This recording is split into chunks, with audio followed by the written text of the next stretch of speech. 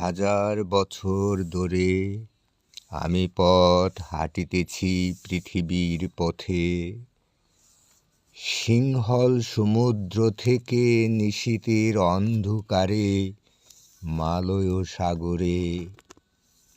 অনেক ঘুরেছি আমি বিম্বিসার অশোকের ধূসর জগতে, সেখানে ছিলাম আমি আরো দূর অন্ধকারে বিদর্ভ নগরে।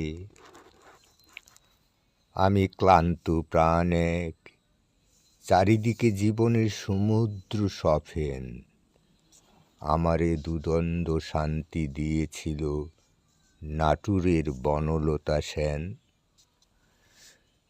চুল তার কবেকার অন্ধকার বিদিশার নিশা, মুখ তার শ্রাবষ্টির কারুকার্য।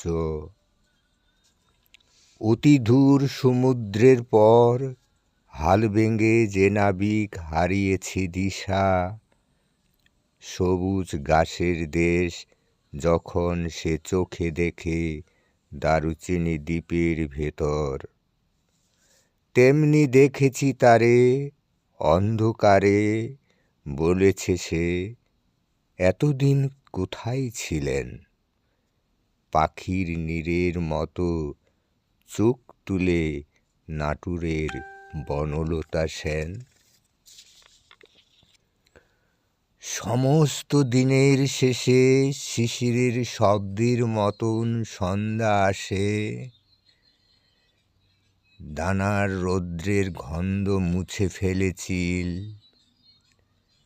পৃথিবীর সব রং নিভে গেলে পান্ডুলিপি করে আয়োজন।